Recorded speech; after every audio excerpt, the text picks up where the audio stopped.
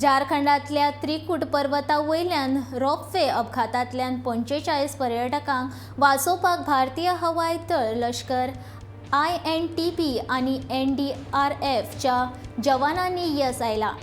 ह्या अपघातांत 3 जाणांक मरण आयलां आनी 12 लोक गंभीर जखमी आसात। देशांतल्या सगळ्यांत चड उंचायेवयल्यान हो रोपवेच्या 2 ट्रॉली एकमेकांचेर आदळून सोमारा ही दुर्घटना घडिल्ली। त्या उपरांत सलग 2 दीस हवाई दळा कडल्यान हांगा रेस्क्यू ऑपरेशन राबयिल्लें।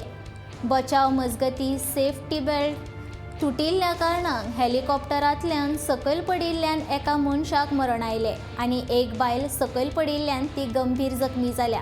सुमार 2500 फूट उंचाय गाठून भारतीय हवाई दळाच्या हेलिकॉप्टर्सांनी भयानक परिस्थितींतल्यान हे बचाव कार्य तडीक व्हेलां।